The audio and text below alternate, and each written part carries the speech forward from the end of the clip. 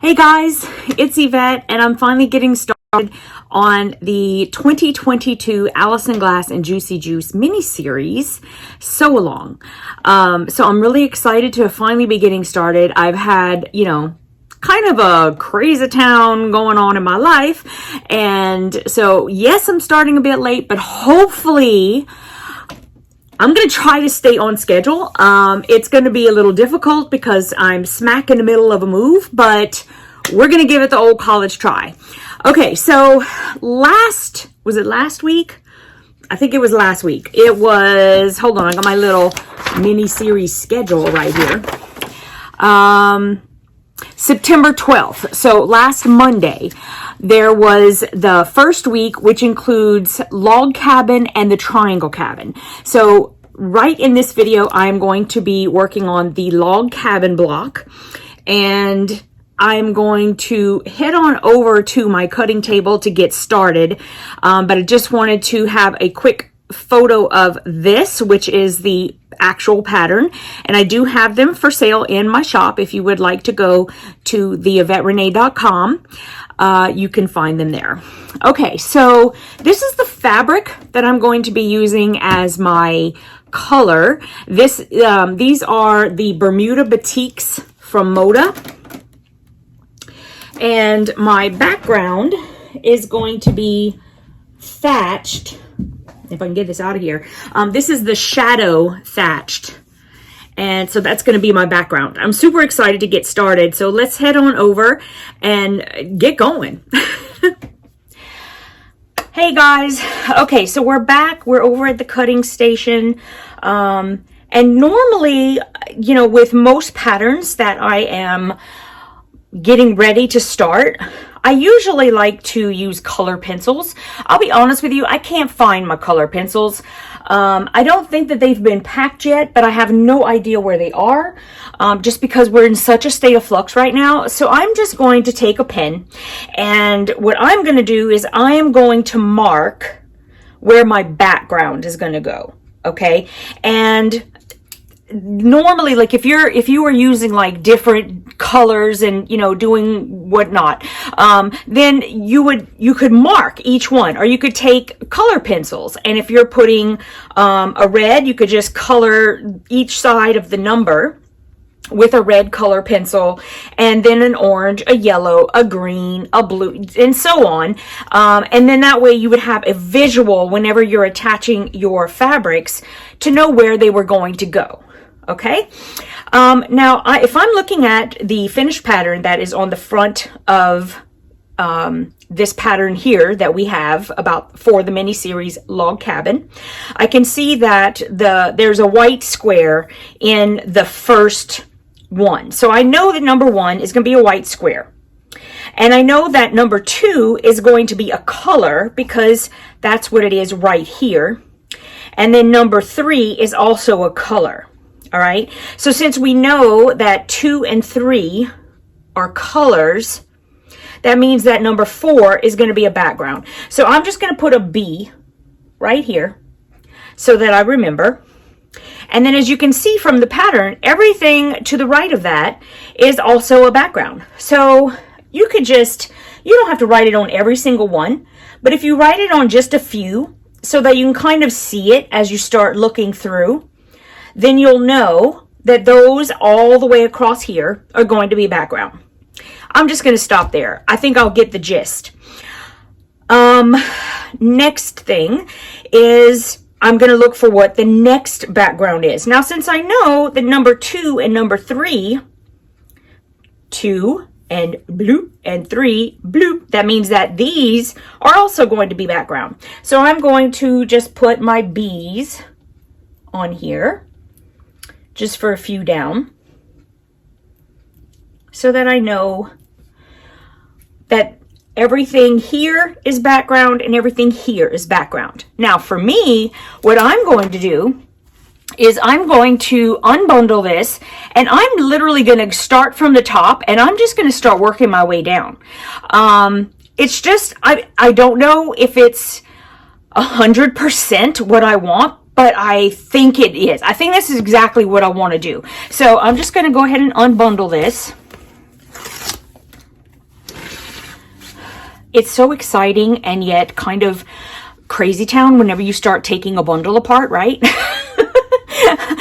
Okay, so if I were making a pattern that had, you know, something like if you were making a pattern and eventually was going to be a butterfly, let's just say, then normally what I would do is each section I would take and I would cut my fabric in number order and I would lay them face down, and then that way whenever I was done cutting the fabric, I could head over to my sewing machine, just start sewing, and I would just be sewing for a little bit. With this particular pattern and everything that's in the mini series, well, pretty much everything, it's going to be like one piece.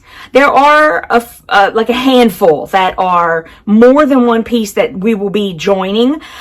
But for this particular one, it's just going to be one big piece. Now, my goal is I want to do the whole thing because I'm thinking that I might actually make it into like a lap quilt or something, because I have a wall hanging already from the one that we did in 2020. So I have that already. So I'm thinking that I want to make something a little bit bigger. Okay, so that being said, I'm not, let me see, white. I do have some white fabric sitting right over there, and I think I might actually do that. I'll just cut a little piece of white, put it right there, and get started. Number 2 is going to be a color, so I'm ready for that. And I think because the log cabin is pretty simple, I'm just going to cut like a bunch of strips, because obviously I'm going to be using it going forward. But then that way, all I have to do is go sit down at my sewing machine and then just one at a time take a piece. So that's what I'm going to do. And let me see, I can give you a few tips that come from me.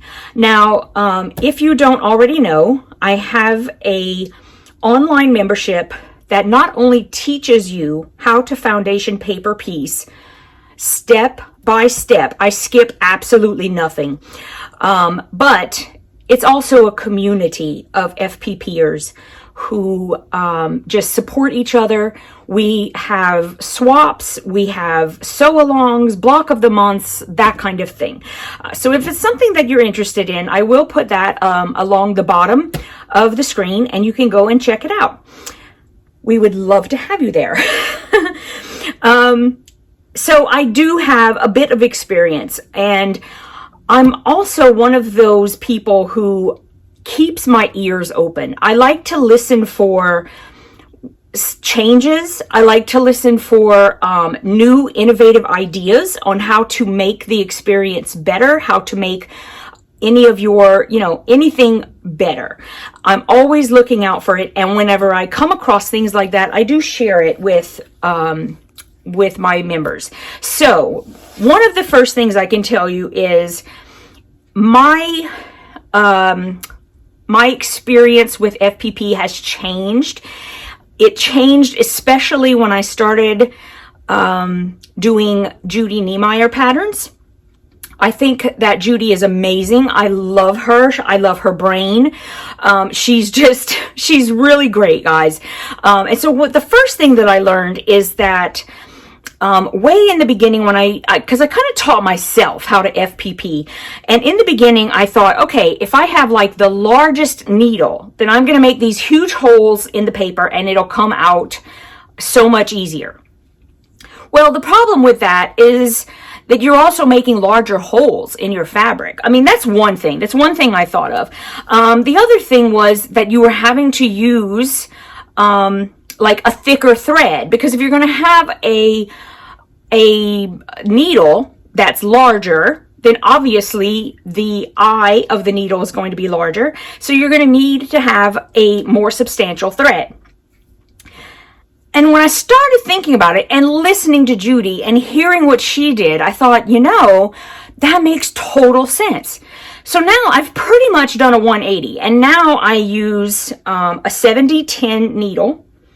I use 80 weight thread in the top of my machine, and in my bobbin I use Deco Bob.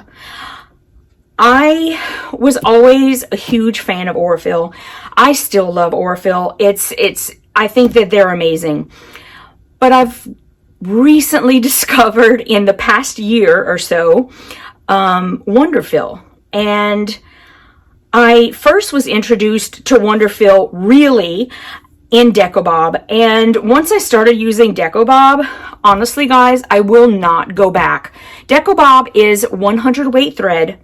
It is not only stronger and thicker because it's a cottonized polyester, but it's also thin. It's a very thin thread, and so when you're using that in your bobbin, your fabrics are gonna lay flatter. All of your seams, they're gonna lay flatter. And that's like such a huge thing with FPP. You want things to lay flatter, and you want to reduce bulk as much as possible. So I use 80 weight thread in the top.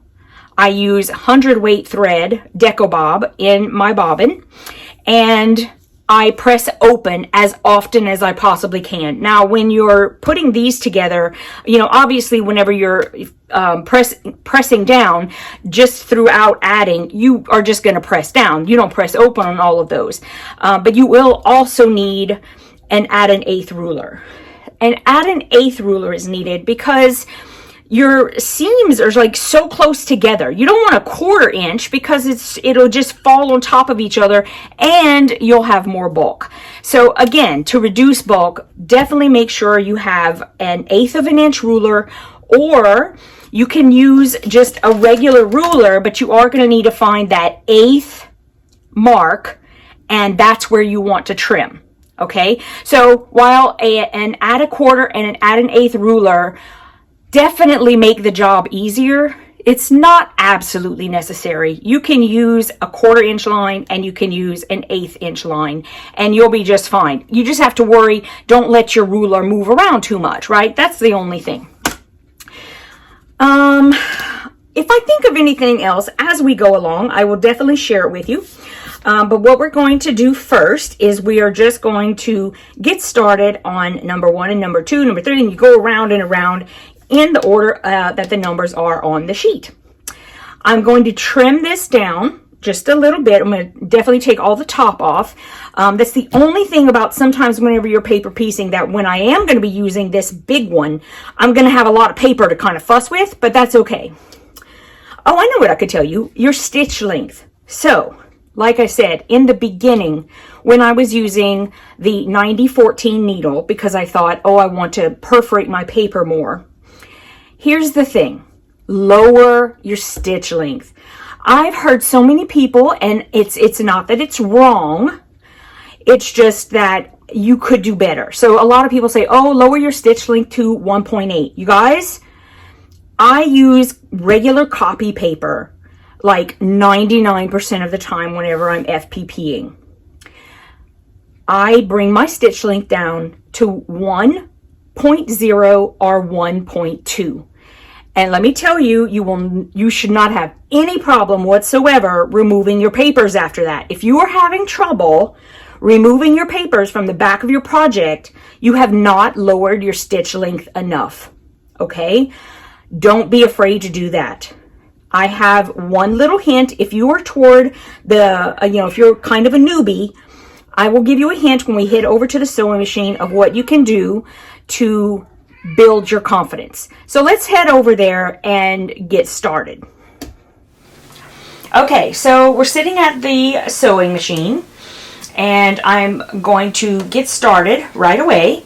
The first thing I wanted to talk about was how I said if you were new to FPP and you were very nervous about using a 1.0 or 1.2 millimeter long stitch, because if you make a mistake, then you have very tiny stitches for Jack to pull out.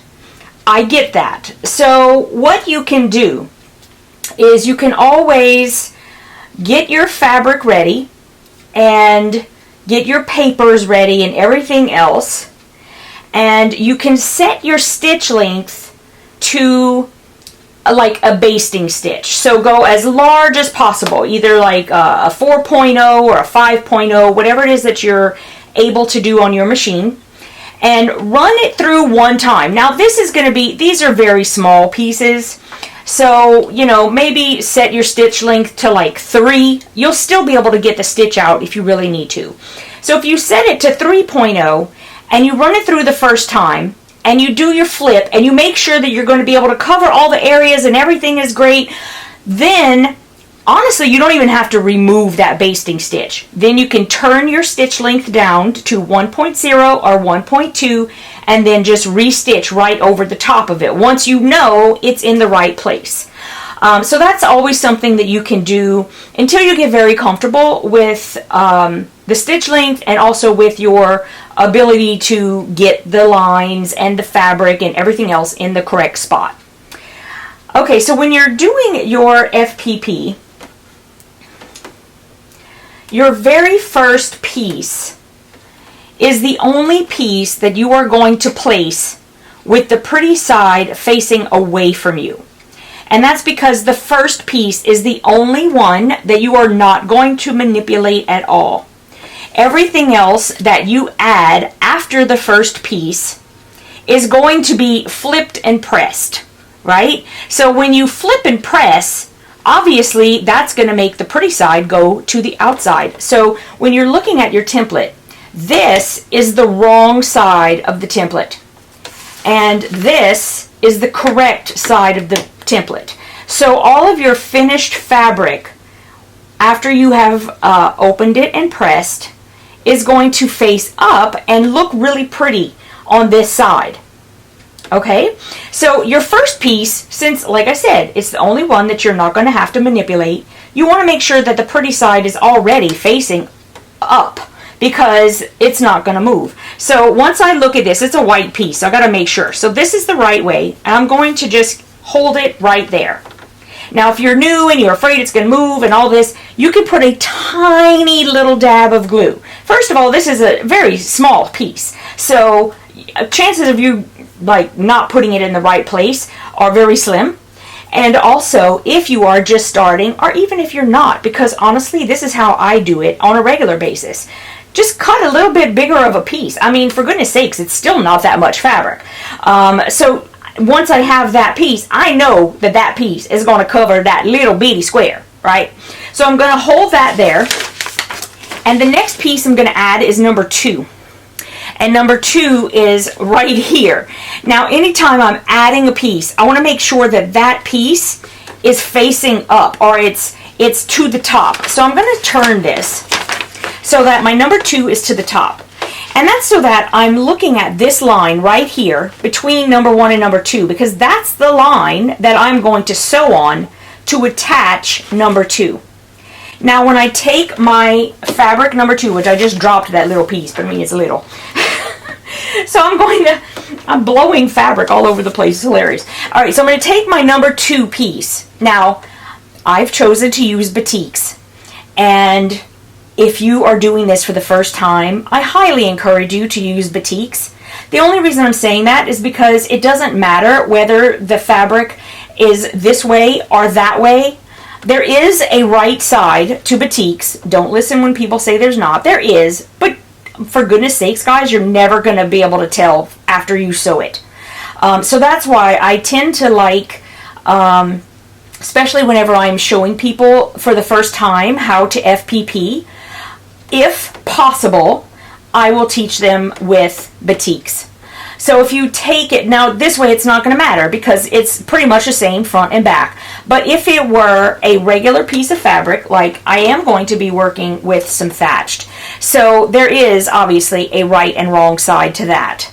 You will always hold fabric pretty side toward you when you are attaching it. And then you're going to take it just like that and you're going to slide it to the back of the template and hold it in the right place. Now all you really need is some bright source of light behind you. You can either use a light box if you have one already, or you can hold it up to lights that are in your room. If you have a big bright window and it's daylight, you can hold it straight up to the daylight and you'll be able to see through here exactly where your fabric is going to line up. Now, this paper is going to be like, it's going to be trash by the time we're done. So a lot of times if I have big pieces like this, And I forgot to trim this side off, but I will. I will just kind of roll it up a little bit, just a tiny bit. And it does, you don't have to like make it crazy or nothing, but just so that you can get to this spot right here and, you know, hold it comfortably. Okay. So I'm going to take my number 1 piece and I'm going to make sure it is pretty side away from me to put it in the back. And I'm going to hold it over number 1. And I cut a big old piece, so really I can tell it's covering a big old area and I got nothing to worry about. I'm going to take my number 2 and I'm going to hold it pretty side to me, put it to the back of the paper, back of the template, and I want to make sure it is at least, the top of the fabric is at least a 1/8 of an inch above the line that I'm going to sew on. You need at least an 1/8 of an inch because that's your seam allowance. Okay, so I'm going to, you may not be able to see me because I am going to hold it up to my light, but I'm going to go ahead and do that. And I also make sure I cut quite a big piece of fabric. I mean, not like, you know, 2 feet by 2 feet, but I cut a little bit of a bigger piece so that I don't have to worry about my piece not being big enough or anything like that. I mean, for goodness sakes, especially if you're just starting, give yourself some grace and a little bit bigger of a piece. You're not going to be wasting that much. This is tiny piecing. Now I'm just looking under here to make sure that my fabric is not twisted or anything like that, because it does feel a little funky. I think it is twisted a little bit. Hold on. Where did he go? Where did he go? Where did he go? And I'm telling you, the first, like, say, 2 or 3 pieces are the only ones you're going to have to fight with. I promise. Because after that, everything's held into place and you'll be fine. But this first piece that you're adding on, you're adding it to a piece that's not even attached yet. So that's the only reason why the first piece can be just kind of a little bit of a pain in the booty, but then after that, it's all cake. Okay? Alright, so I got that in there, and I can tell that it's not flipping out. I know I'm making this look ridiculous, but it's really not, guys. It's because I'm doing it on camera. So anytime you're doing anything on camera, if it can go wrong, it will. That's my rule. So now I use my dial to lower my needle right to the very end, the very point that I want to start. And that's the next thing. Use an open toe foot, because then you can see directly to your needle and there's no doubt that the needle is exactly where it needs to be. Once it's there, I will lower my needle, I will lower my foot, and I will find my pedal to the metal, because it like flew straight forward. And what I do is I always just take, because it's a tiny little line, okay, I'm probably going to get like what, because it's such a short stitch length, I might get like 6 or 7 stitches, but you're not going to need that many, so go really slow. Don't go all crazy, because then if you overshoot the line, you know, you've overshot the line, now you need to pull the stitches out. So you just take, you know, 1 bite at a time. And your stitch length is so small that you really don't need to do a back stitch. If your machine automatically does it, it's okay. It's not a problem to have it, but you really don't need to do it. Your stitch length is so small. Now, if you're coming to the line where you need to stop stitching and you haven't hit the line yet, but you know that if you make 1 more stitch, you're going to go over the line. Ideally, go over the line. It's better to do that than to have a gap. So mine went over by like this tiniest little bit, no problem. Now I'm going to cut my threads. Y'all, I use 2 different sewing machines. One that you have to lift by hand, and this one, like, it's a button. So every time I use the other one for any amount of time, I get so confused until I get used to it again. So that's why you'll see me doing that. Like trying to mess with a phantom thing. See, I told you it was getting all sucked in. So I'm going to redo this just real quick, and then we're going to head over to the cutting table. I'll show you the next step, okay? Okay, so we're back at the cutting mat, and you can see that I have sewn this line right between number 1 and number 2. Now, when you are going to go to trim, because this is the mantra whenever you are FPPing, you're going to sew, trim, and press. Sew, trim, and press. Sew, trim, press. Okay, so we've just sewn. So now we're going to trim. And if you are right-handed, then you're going to want the piece that you just added to be on the right side. I'm going to show you in a second. If you're left-handed, you're going to want the piece you just added to be on the left side. Okay? Here's why. There's number 2, which is the piece I just added. So I want that number 2 to be to the right side of the line that I just sewed. So I'm going to flip this around. And now number 2 is to the right. So what I want to do is I'm going to fold the paper back on that line that I just sewed. And because I just sewed that, and I sewed it at 1.2 millimeters, it's going to fold right back on that line. So you don't have to worry about marking it or anything. It doesn't even have to be perfect. Okay? If you want it to be perfect, you can certainly do that. You can just manipulate it until it goes boop. And there you go. It's close enough, honestly. Now, let's say you don't have an add an eighth ruler. If you take just a regular ruler and you go to 1/8 of an inch and you take that eighth and you put it right on the edge where of the paper, right? Right to the edge of the paper. Just get it as close as you can. It doesn't have to be perfect. And then just trim away everything that's there. Okay? Then we're going to unfold the paper.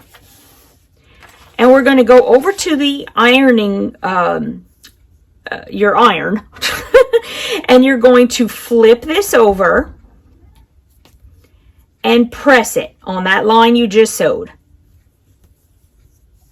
Now, if you're using fabric that has a right and a wrong side, you should be seeing both fabrics with the pretty side or the right side facing you right now.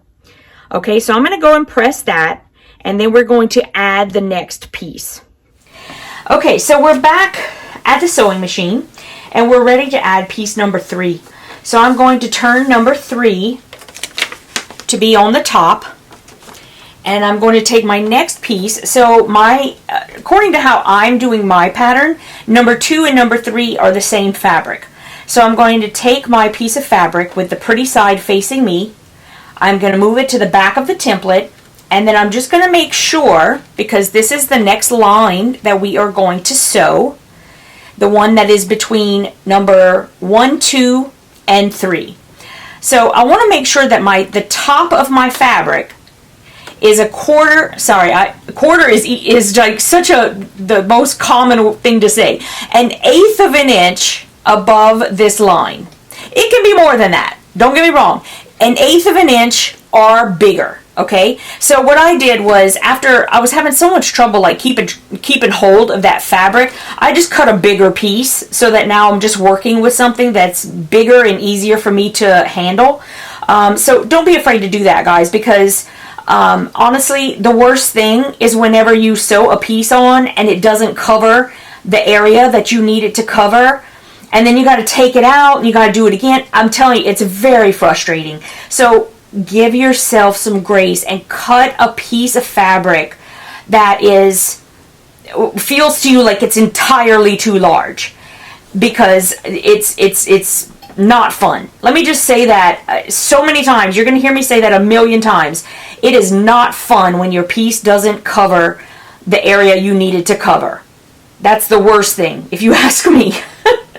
All right, so pretty side facing you, move it to the back of the template, at least 1/8 of an inch or more higher or above that line, because that's your seam allowance. You want your seam to go at least 1/8 of an inch above that. So if I hold it back there and I look at my big bright light, that's fine. It's way above, and so I know it's going to match everything. So I'm just going to make sure I lay it down nice, right? And then I'm going to sew that line. That's right under number 3. I'm going to lower my needle by hand, and then here we go. I'm just going to sew that line, just a nice straight line.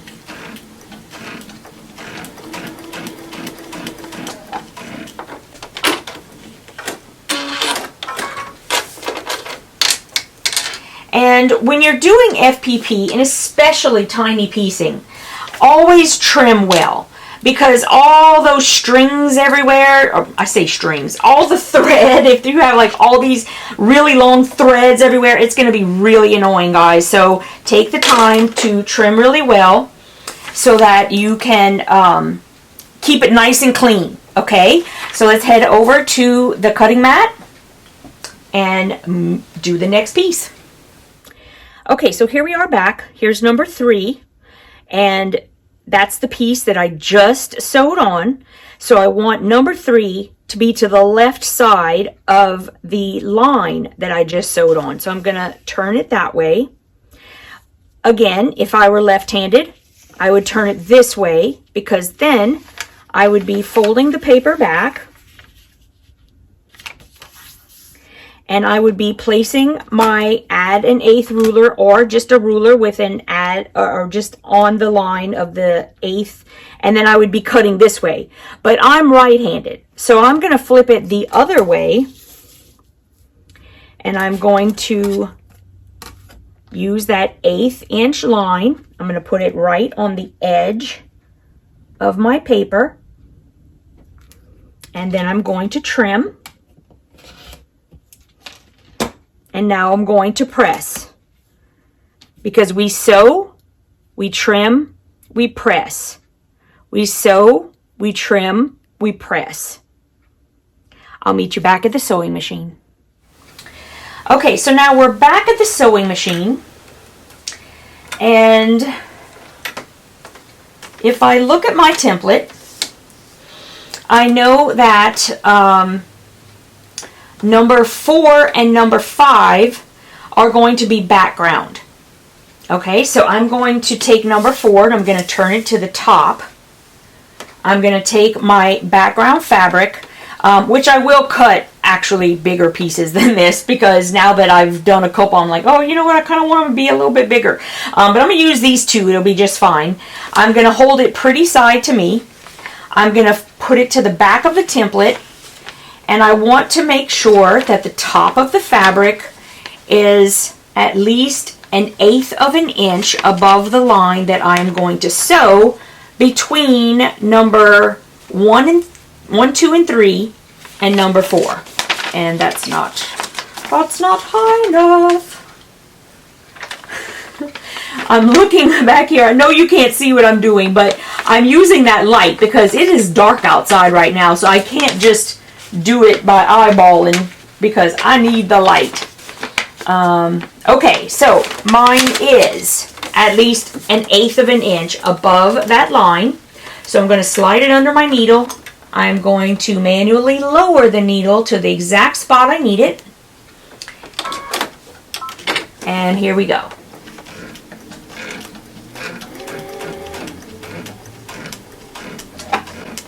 Okay. I'm going to clean this up.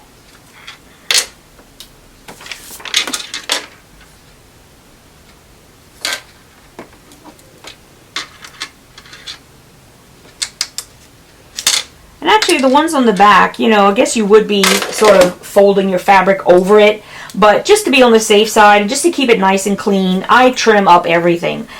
So let's head on back to the cutting mat. Okay, so we're back, and I just sewed on number 4. It just so happens that number 4 is already to the right side of the line that I just sewed on.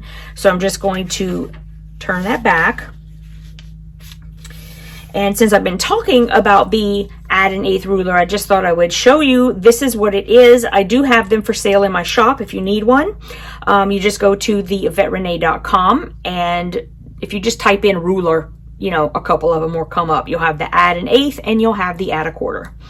So all you do, there's this little lip on the back. You can feel it.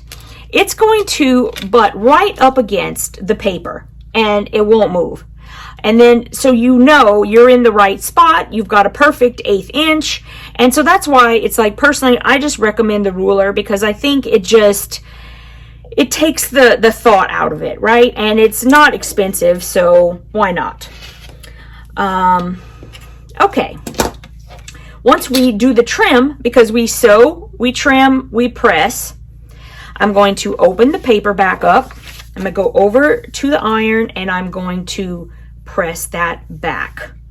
And then I'll head over to the sewing machine and we'll add that 5th piece. Okay, so I'm back at the sewing machine, and one thing I want to mention to you guys, I don't know if you're taking like a good look at this, but it's going to look like a hot mess for a long time before it's going to look great. So don't get discouraged or freaked out by how stuff looks. I'm just letting you know right up front. It will look like a hot mess for a bit, okay?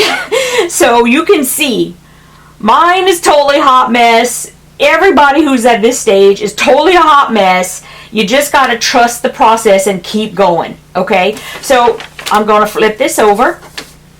Number 5, I have it to the top. I'm going to take this piece and I'm going to hold it pretty side to me. I'm going to move it to the back of the template. And then I'm just going to make sure it's at least 1/8 of an inch above that line that I'm going to sew on to connect it to the next area. So let me see if I can sort of do this and let you see at least what my hands are doing. You won't be able to see behind the paper, but that's okay. Let's kind of scooch this up. I'm telling you, this is the hardest part. When you're working on the middle, that's the hardest part, because your paper could be like pretty big like this one, because I want to do the whole thing. And so once you start moving outward though, it's going to get easier and easier and easier, I promise you. Okay, so now that it is exactly where I want it to be, I am going to lay it down. I just want to make sure it didn't get bunched up because it felt a little funky there for a second. And just slowly slide that under the needle. Move your needle down by hand once you have it where you want it. And honestly, you guys, I know this doesn't seem like it's true, but FPP is actually quite forgiving. I mean, it's going to look like perfection, but for the most part, when you're sewing stuff down and everything, as long as you're just making sure that it is not getting bunched up underneath, you know, and having larger pieces of fabric will help with that. Take my word for it. Then, you know, it's fine. Everything will turn out just fine as long as you are sewing directly on that line and you're going all the way from that starting point to the ending point. You will be just fine. All right, so we're going to take this and we're going to head back over to the cutting mat. So I'll meet you there. Okay, so I have my little hot mess here. I'm going to start calling it my little hot mess. And I'm going to flip it over. And number 5 is already to the right side of the line that I just sewed down. So I'm going to fold that back. Now I just sewed on the line. So now I'm going to trim and then I'm going to press. So when you go to do that, guys, don't do anything. So here's how I sewed it on. Don't do a thing. Don't flip anything. Leave it just like this, because this is when we're going to trim. Okay, so you want to trim after or before doing anything. Okay, so you just lay it down, fold that back, put your ruler on top and butt it up against the paper and trim everything that's to the right or left, depending on, you know, how you trim, whether you're right or left-handed. I know that also some left-handed people use their right. So if you are, that's fine. Just make sure that you're putting your ruler and your paper and all of that in the correct place. Now I'm just going to unfold it. I'm going to head over to the iron and I'm going to press that back. And I'm going to go ahead and I'm going to do a few rows and then I'll come back and we'll continue. I'll show you a little bit. I'm going to show you like little pieces at a time so that you kind of get a feel of how it's all coming together. But I'm not going to film every single thing because you really don't want to sit through that. Okay, so I have sewed all of my pieces on except for the last ones. So this is what my block is looking like right now. Turn it like this so it sort of looks like the picture over there. And so I've got the one left, and the next piece that I need to sew on is this one right here. So what I'm going to do is I'm just going to make sure that the piece that I cut is going to cover this whole length. So if I take this guy and I lay him down, I always tend to sort of make my pieces a little bit longer, and it's just easier to handle, so that's why I do it. And that was folded over, so I do have both pieces right now. So let's head over to the sewing machine and get going. Okay, so here we are at the sewing machine. We're going to sew on this next piece, which is number 72, and I have it at the top of the template. I'm going to take my piece of fabric pretty side to me, and I'm going to slide it to the back of the template, and I'm going to make sure it's at least 1/8 of an inch above the line that I'm going to sew. And I do cut, like I said, I usually make sure that I cut pretty generous pieces so that I don't have to worry too much about, you know, whether it's going to cover the next piece. I know it will. Okay, so now I'm going to manually lower my needle to that exact spot. And here we go.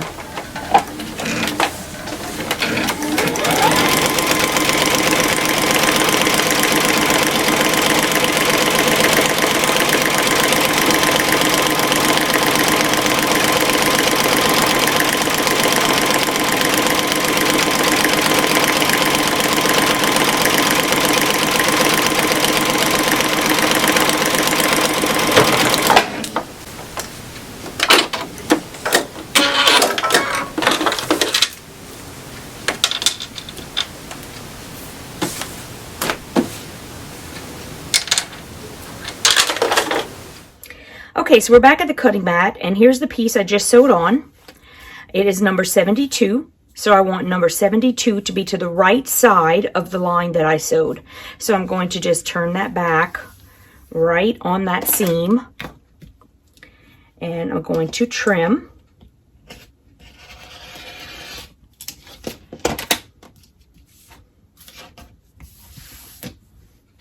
And I'm just going to go over to the ironing board, and I'm going to turn that back and press it, and then meet you back at the sewing machine to sew this next piece on. Okay, so I just sewed this piece down. So this is the next one, which is number 73. 73 I'm going to keep to the top of my template. I'm going to hold my fabric pretty side toward me. I'm going to slip it to the back of the template, and I want to make sure that the top of the fabric is at least 1/8 of an inch above the line that I'm going to sew between number 69 and number 73. As you can tell, I'm doing the whole template. So I did not cut mine down to 4 or 4.5 inches. I am doing the whole thing. I think I mentioned that at the beginning of the video. So that's what I'm doing. You absolutely do not have to do that.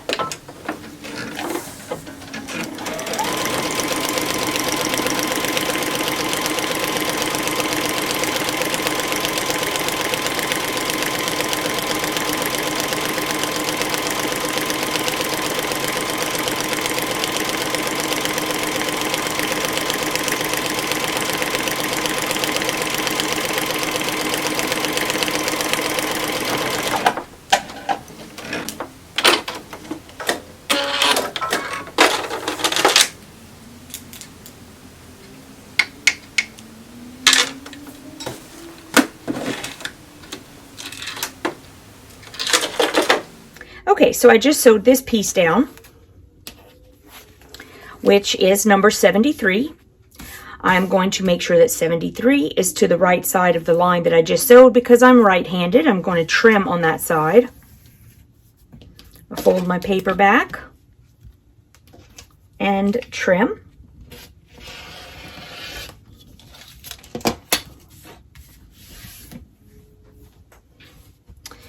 Okay, I'm going to take this over to my ironing board and I'm going to iron this piece back and then meet you back at the sewing machine to add the next piece. And then the next piece is going to be this. And so what I've been doing is, you know, I've just been cutting like a nice strip. And I know that if I cut this in half, it's going to be the perfect size. So I'm just going to cut that in half. I've got my two pieces and we will add them to the project. Okay, so here's my piece and I just attached number 73. So now I'm going to add number 74, which is at the top. I'm going to take my fabric, pretty side toward me, put it to the back of the template, and again, make sure that my fabric, the top of my fabric is at least 1/8 of an inch above the line I'm going to sew. Just like I'm making sure. Okay, here we go.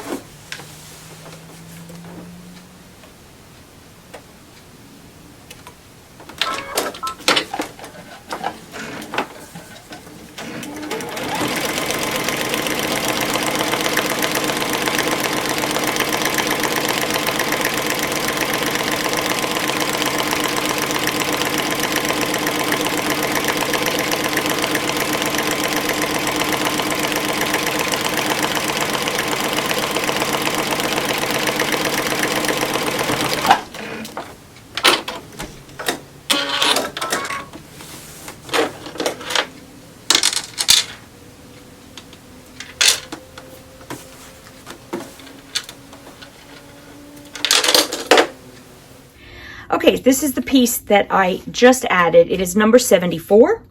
I'm putting it to the right side of the line that I just sewed because I'm going to trim from the right. I am right-handed.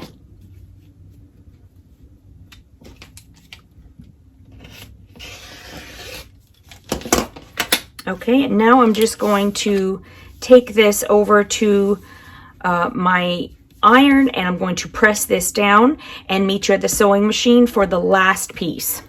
Okay, so now we're adding our final piece, which is number 75. So I'm going to turn that to the top. Jelly Bean, I need that fabric, baby. Okay. And I'm going to take my piece of fabric, pretty side toward me, going to put it to the back of the template and make sure that it is at least 1/8 of an inch above the seam that I'm going to sew right now. And here we go. This is our last piece to sew on. Yay!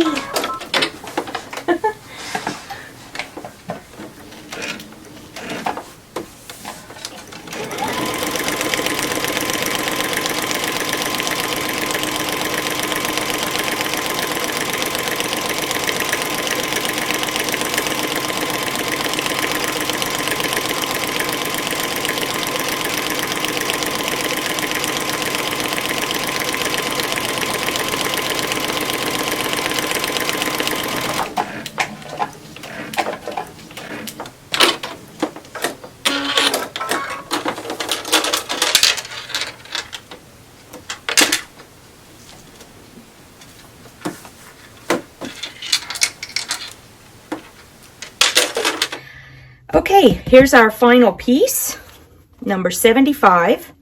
I'm going to fold my paper back and make this trim.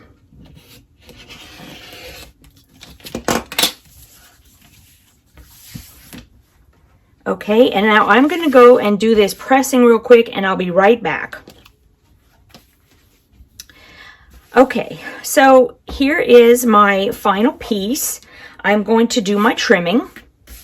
And what I'm going to do is, because there is no like 1/4 inch around, I'm just going to make sure that I leave a 1/4 inch outside, because when we're doing this part, like when we're going to be attaching all of them together, it is a good rule of thumb to still use a 1/4 inch on these pieces. Within your mini series, you want to do 1/8 of an inch, but you want to have a good piece of fabric to be able to attach everything together. So I'm going to put in a 1/4 inch. So I'm going to use my 1/4 inch line on my Creative Grids ruler, and I'm going to trim outside of that.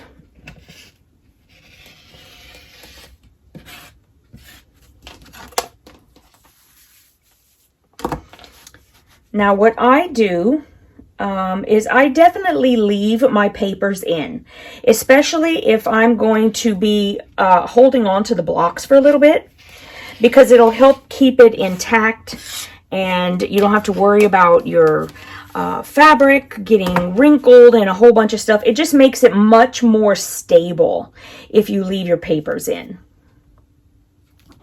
And also you'll be able to use this line as your seam allowance, and you can just very easily and quickly add any of the pieces however you're going to add. It just gives you that, you know, that that's a 1/4 inch. It's great.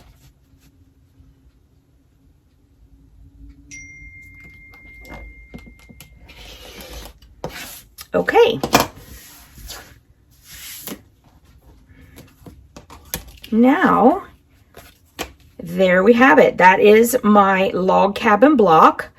And like I said, I'm using the entire template. I'm not cutting it down. You are only required to make a 4 to 4.5 inch unfinished block. But this one, let's see, I don't even know what it's going to measure at. Actually, I didn't even, this one is 8 inches unfinished. Okay, so here we go. There's the end. I'm going to go and head on over to my sewing machine and give a last little presentation of this. Okay, so this is the final video, or the final little section of my video for the log cabin block. And here it is.